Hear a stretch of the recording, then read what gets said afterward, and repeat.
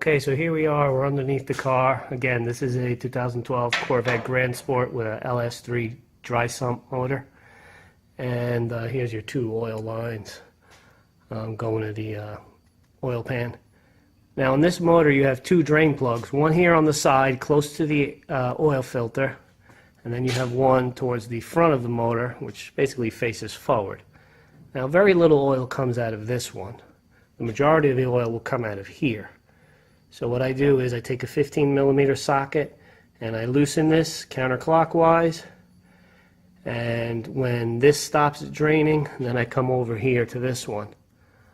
Let me just show you how I do it. So I got a lift in my garage, for those of you who don't know.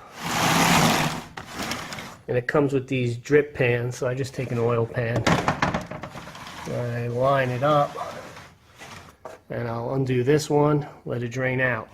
Now before I did this, I had the car running for like 3 minutes. Just wanted to get the oil warm. This way it's not so thick and it thins out, and it's a good practice to get into. Don't let the car get too hot, because then you're not going to be able to work on it. See, it's okay now. I can touch it, no issues. So this way also the oil's thinned out and it'll drain out easier rather than it being cold and thick. So that's a good little practice to remember. Okay, so I'm going to take a 15mm socket, turn this counterclockwise, and when that drains out, then I'll come over here. And then I'll remove the filter. And this you just turn counterclockwise. This I use an oil filter wrench, and I snug it on there, and then I tighten it up with my hand. And that's been sufficient. That's just how I do it. I've never had an issue after all these decades after wrenching on my own vehicles. Alright, I'll be back. Okay, so I took out that drain plug that's towards the front of the motor. It's draining out into the oil pan right now. Here's a little tip for you guys, and this is something that I've always done, and I do it on every one of my vehicles. Open up the oil fill cap and remove it while the oil is draining. You can do this before you drain the oil or as it's draining. Normally I do it before, but in this case I forgot, but no big deal. Only took me a couple of seconds to lower the lift. Now what you could do is you get an air into the engine, and it helps the oil drain out faster. Because if you kind of have it sealed, it's the engine kind of acts like a vacuum, and it's kind of like trying to hold the oil up in there. So by introducing air from the top, it just helps to push out the oil. Okay, so let me lower the hood. Got the cap out of the way. Now I will raise the car back up, and I will check the progress. Now when you remove the oil cap, such as I did, often you will hear the oil come out faster, and you'll hear it speeding up as it drains out. So trust me, that's a little trick that does work. Alright, I'll be back. Okay, so as you can see, most of the oil's already out. So now what I'll do is I'll remove this secondary drain plug that is also 15mm. I will reposition the drain pan, the oil drain pan. I will move this over and I will reposition it so that it catches this oil. And then I'll remove the oil filter. Alright, again, it's 15mm, just go counterclockwise. Alright, I'll be back. Okay, so I just removed the second drain plug, and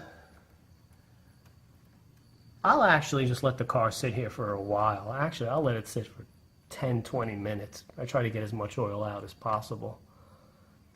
I'm not one to just rush and put the plugs back in and button everything up. So I take my time. So I'll let it sit here for 10-20 minutes. Just draining. Alright, now I'm going to remove the oil filter. I'll try it with my hand at first. Sometimes I got to get the oil wrench, but sometimes I'm able to do it with my hand. Alright, I'll be back.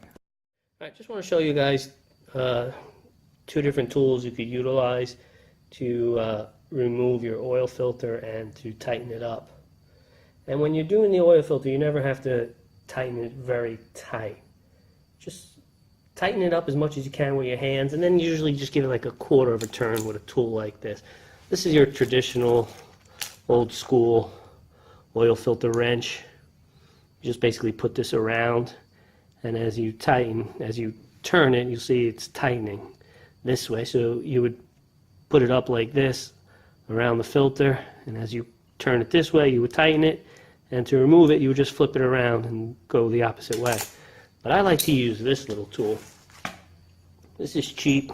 It costs a few dollars at a store like Harbor Freight.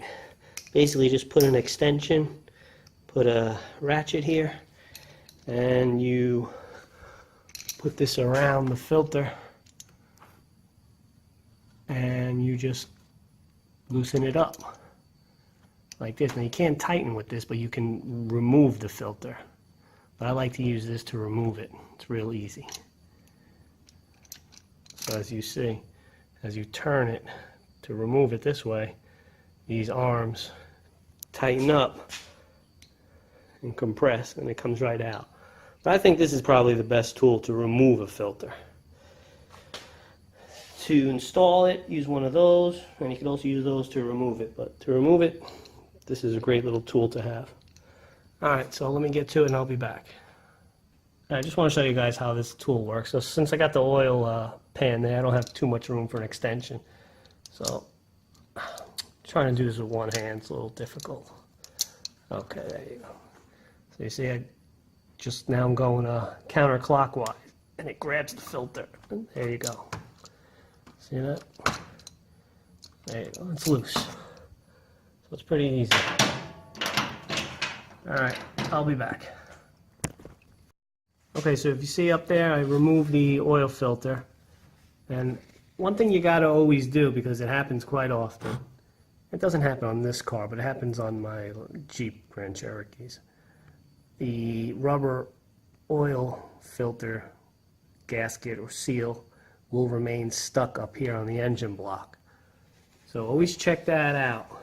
So you can see it's still attached.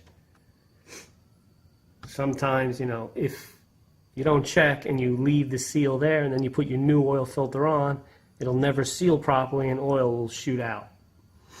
Alright, so just going to let things drain out, wait for everything to stop dripping, and then, alright, I'll be back, don't worry.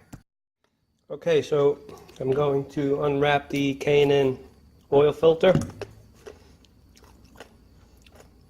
Then I'm going to figure out what size socket I could put here, or a wrench.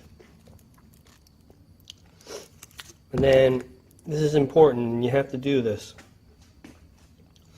You want to take some fresh oil, dip your finger in the oil, and lubricate the seal. And then you want to, well, in this car I could fill the oil filter up, because the oil filter, on some cars you can't fill it up all the way. You can only put fill it up halfway or a quarter, because some cars, it goes in sideways or on an angle. For example, my two Jeep Grand Cherokees both have Hemis, and the damn thing goes in on an angle, so you can't really fill the filters up too much. But on the Corvette it goes straight up, so I will fill this up to the top.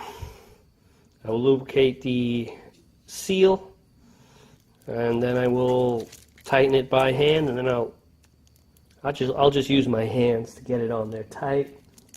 And then I'll take the oil filter wrench and I'll give it like a quarter of a turn. And that's all it takes to reinstall a fresh new oil filter. And you're also going to want to make sure you wipe this mating surface clean. Just this outer portion right here. Wipe that clean. You want to get a nice, fresh, clean seal.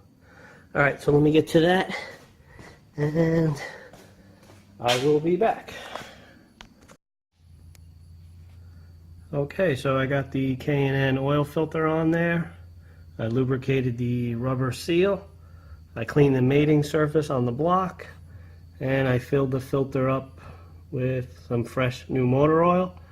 And a 1-inch socket works best. And I hand tightened it, and then I gave it a good quarter of a turn with a good old-fashioned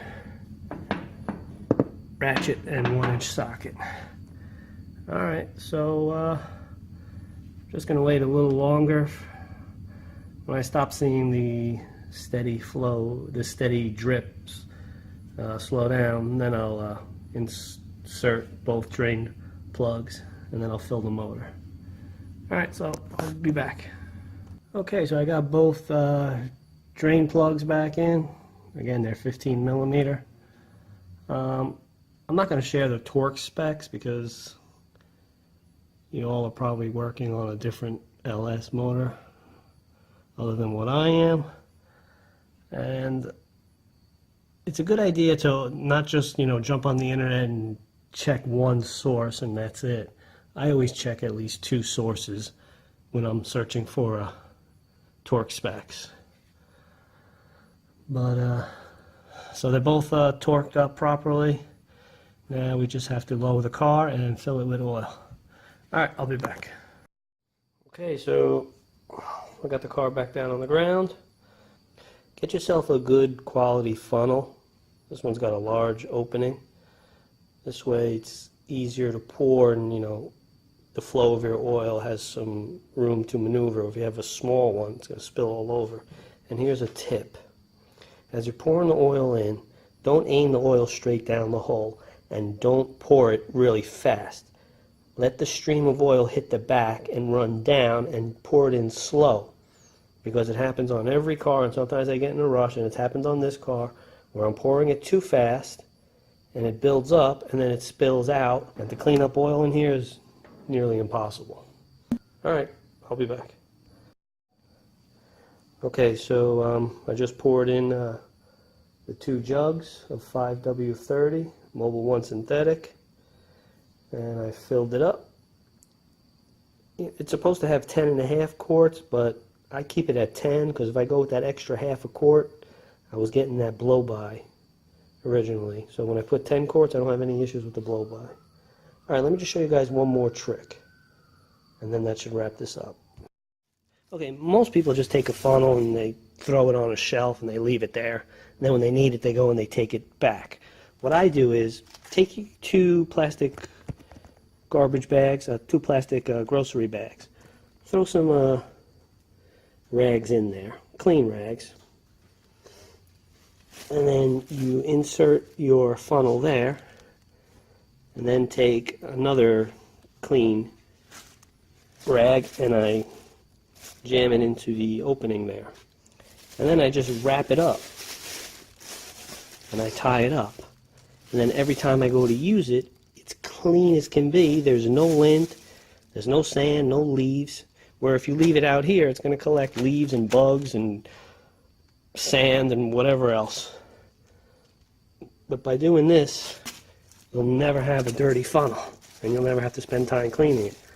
Alright guys, that's pretty much it. That's pretty much how you change the oil in a 2012 Corvette Grand Sport LS3 dry sump motor. It's pretty much how you change oil in any car. It's usually the same procedure. Now you just got to put the oil fill cap back in. Oh wait, one more thing, sorry. Make sure you're using the right oil, number 1. And then number 2, you got to check the oil before you start the car. And then after you start the car, check it again. Alright guys, so that's pretty much it. That wraps it up. Thank you for watching. If you could please click the like and subscribe button, I'd really appreciate it. And you guys got to remember, you got to click on there's like a little bell symbol next to subscribe. If you don't click that bell symbol, you're not going to get notification when I post another new video.